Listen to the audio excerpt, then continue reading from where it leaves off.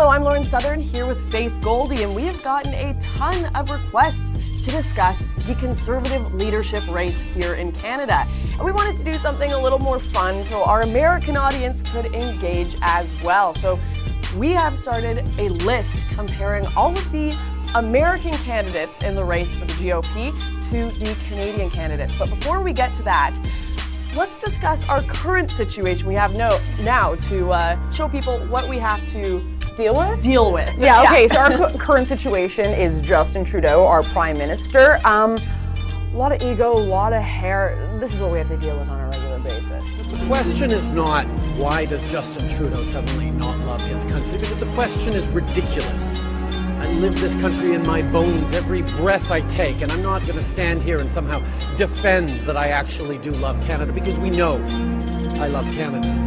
He's also running our country into a massive amount of debt, from a surplus to a projected $1.5 trillion. Crippling carbon tax has really yet to set in across the whole of the country. Why is this allowed to happen? Hey, excuse me, hello? Well, you think you're better than me? Nobody's better than me! Hey! Hey!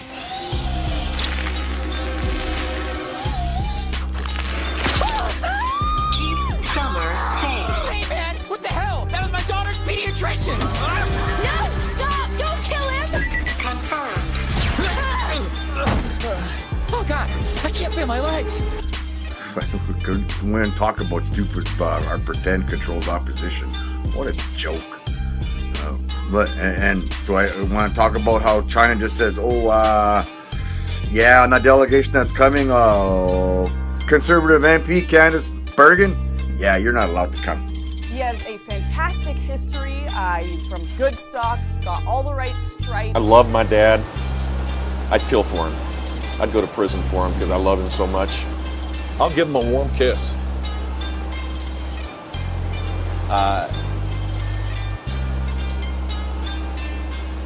Except he's very low energy. So you might notice that Chris Alexander looks a lot like Niles Crane from Frasier, but Niles at least had a little bit more personality and made you want to watch him on TV.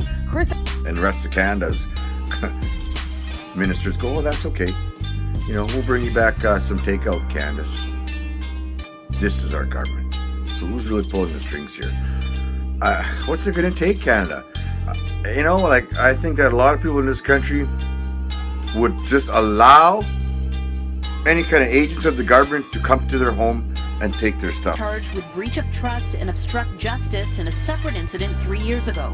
Since that time, that member has had no contact with the public as a police officer. 14 guns were seized, along with drugs worth about $3.8 million on the street and nearly $200,000 in cash.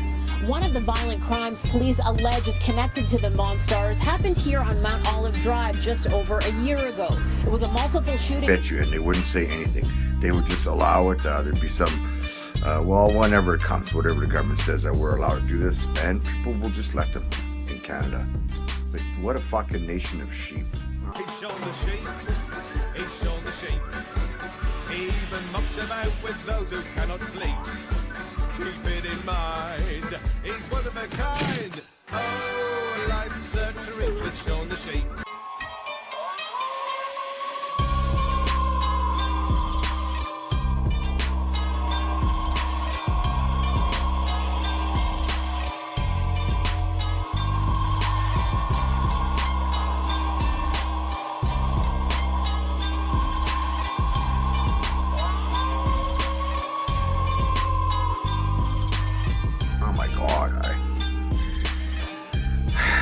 If this is not just literally stabbing us in the back, right?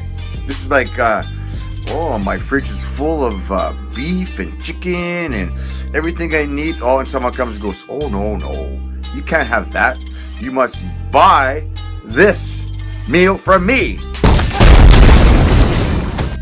Never mind that stuff that you have there. You can't have that. You could buy this expensive stuff that we just stole from this guy here, but you have to buy it from us. Kind of like that, right? And Canadians, we're just going to allow it. We are. No one's going to say fuck all. a couple odd people here and there. You know, us freaks. Viewer discretion is advised. On this edition of The Fifth Estate, he's one of the wealthiest business tycoons in Canada. But when Michael DeGroot gambled a fortune on the casino business in the Caribbean, he found himself in an ugly battle with a shady cast of characters. Two brothers with a dubious past. I opened the envelope, there's a letter inside. There's 5 bullets here, another 5 to go in you and your brother's head. And a leading mafia godfather. I think somebody better get the straight goods to Mike and tell him, congratulations, you're now in bed with the mob. That's terrible, man. Despite what everyone says, they haven't started the gun grab at us yet, but it's coming. You know, just like how this whole thing going on in the States right now. Wow, dude, talk about your divide and conquer deal. And November 4th, so Antifa, look at this. The Civil War's, America's Civil War is going to have a starting date. Why? What's up with the starting date? October 1864. A handful of men in a small launch steamed up the Roanoke River on a mission that was almost certain suicide. A direct assault on the most feared Confederate ship of the Civil War. The Albemarle, with 4 inches of iron plating, was invulnerable to conventional attack.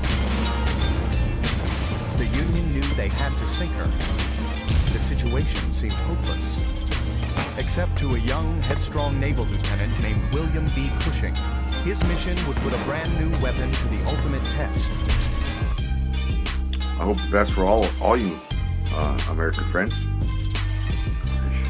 Jeez, man, your country's just fucked up worse than ours. I don't know, maybe it's a tie. At least you guys are standing up, trying to fight for yourselves. Sadly, that's just not how it is across all of Canada.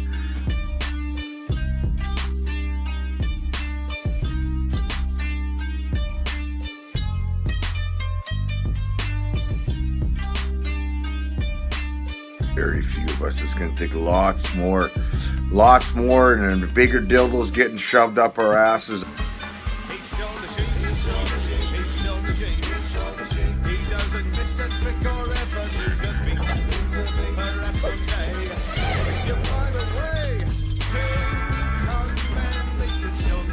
The question is not, why does Justin Trudeau suddenly not love his country? Because the question is ridiculous. I live this country in my bones every breath I take, and I'm not going to stand here and somehow defend that I actually do love Canada, because we know I love Canada. Before anybody says something, this whole canceling the Pipeline East thing is just, it boggles the mind, man.